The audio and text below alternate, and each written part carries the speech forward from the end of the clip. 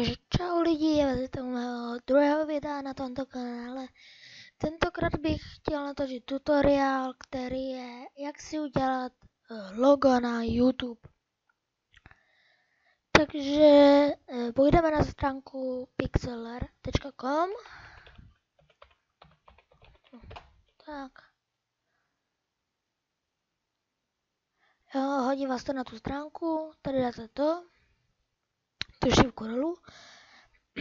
A máte dva výběry, buď Pixel Editor nebo Pixel Express.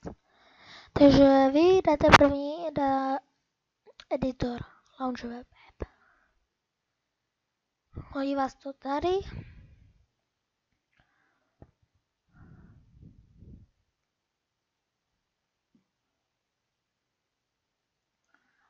Velkou strpení.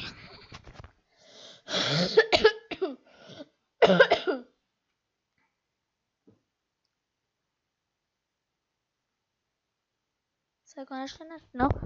Tak pak tady máte pár výběrů. Vytvořit nový obrázek, otevřít obrázek z počítače a tak.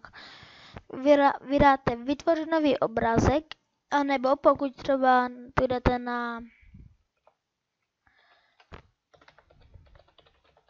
background, obrázky a máte tady ty, dáte, kliknete třeba na to.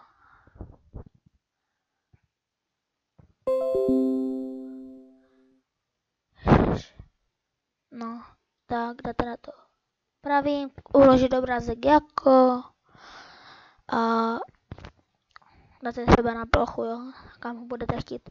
No nic, ale my dáme vytvořit nový obrázek, to si můžete pojmenovat, jak chcete.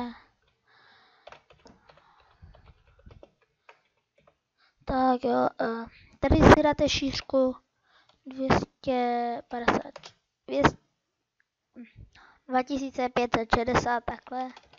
Tady dáte 1440 a průhledný nezaškrtnujete.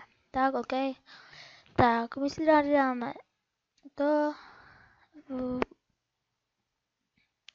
Nic tam nepište, jo, protože pak uvidíte.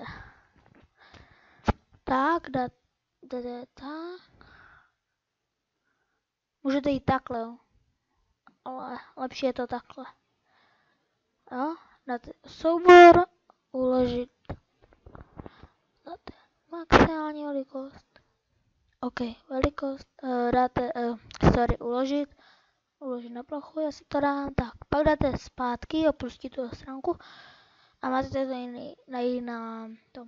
Pak dáte Pixel Express.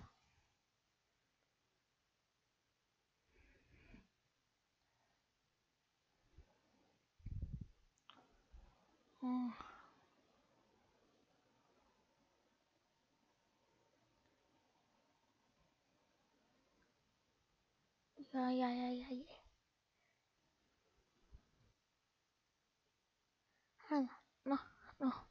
Tak, pak dáte Browse. To, kam jste si to uložili tam. Tak. Máte tu, dáte první písmo, vyberete si, jak chcete, mně se líbí tento. Dáte tohle a můžete si ještě vybrat, jaké chcete, takže já sám třeba to. Jo, tady napíšu energii, tak, tam já. Dám to takhle ne, jako obratit, tak. Energii Apple, pak dáte overlay, můžete si vybrat třeba to, jo, jakékoliv, jo, nebo něco prostě, co chcete. Já jsem si ten oheň, tak se nám třeba tohle, no třeba, pak dáte Apple, borders, nebo kde to stickers, jo, pak si berete prostě jako nějaké ty nálepky nebo tak, třeba se dám na to včeru, Jaký hmyz? Třeba žábu si tady mám. Tak jo.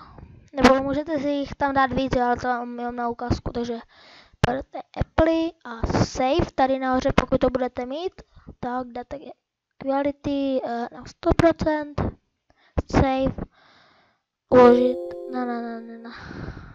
To se na pochu. Tak a máte to nahrazený, jo.